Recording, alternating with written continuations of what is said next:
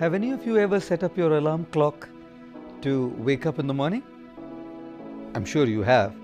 Of course, I'm not asking you how many of you were successful in waking up after the alarm goes. Just asking you how many of you set up your alarms to wake up in the morning. It's quite amazing to see the different reactions of different individuals when the alarm goes. Some guys, when the alarm rings, they're so deep in their sleep, practically in a state of slumber, that everyone around them wakes up. But these guys are fast asleep. In our monastery, we had one monk who had a huge big alarm clock with equally bigger or probably a bigger sound. And we had a rule in our monastery that no one would set an alarm before 4 in the morning. And this guy would set up his alarm at 1:30 in the morning, and the alarm would keep ringing and he would never wake up. Most of our monks would be so dead tired that they wouldn't even bother, and they would just continue sleeping although disturbed. One day, one of our monks was so disturbed with the ringing alarm, he got up in a state of fury, picked up this large ringing alarm clock and went to the balcony. Our monastery is on the 2nd floor, and threw the alarm clock across our courtyard on the street just facing our monastery. The alarm clock hit the street, broke open into 2 pieces, yet continued ringing aloud. The whole neighborhood got up, but the guy who set the alarm clock was still fast asleep in a state of slumber. I call these guys the sleepers. The second type are those who, when the alarm rings, say, "Let me sleep for 5 minutes more."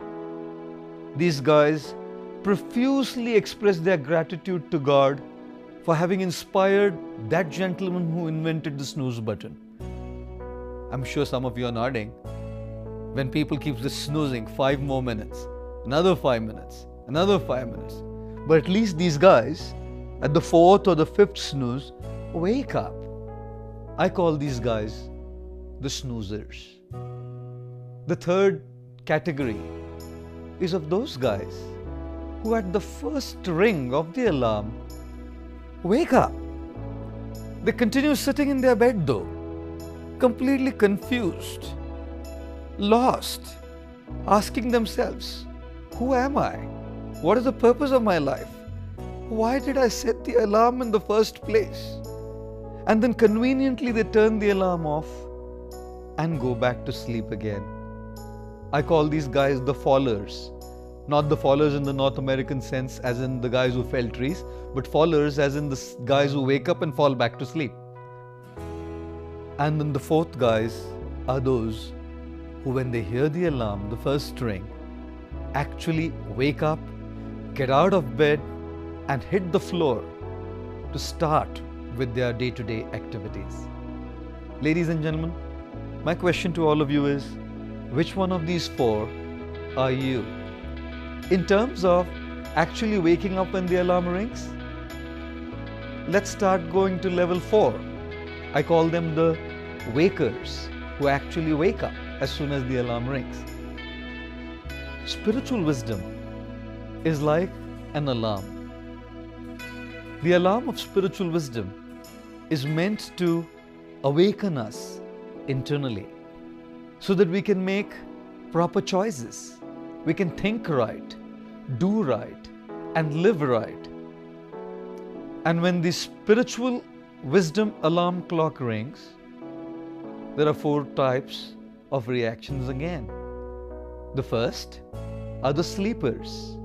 They keep hearing the alarm, but they're in such a state of deep slumber and ignorance that they don't hear at all. In fact, they just continue with their old ways. They continue making wrong choices. They don't even bother about transforming themselves or the inner awakening. Type 2 are the snoozers.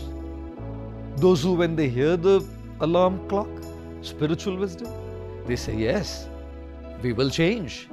We must change. We want to change. We have to change. Not today though. Tomorrow. Snooze. Snooze. They keep postponing the snoozers. The third type are the fallers. When spiritual wisdom and awakening comes to them, they actually wake up. They start changing. They start living right. They start doing right. But then, for some reason, they go back to their old ways, wrong ways, complacent ways, lethargic ways, not so right ways. The fallers. And the last type is the wakers. These are those people who, when spiritual wisdom is heard by them, they'll wake up, awaken, and start the process of transformation and change by the earliest. Yes, ladies and gentlemen, all of us have to be wakers. We don't want to be sleepers, snoozers, or fallers. We want to be wakers. When the alarm of spiritual wisdom rings, let us all take that awakening very seriously. Think right, speak right, do right, and live right. Thank you.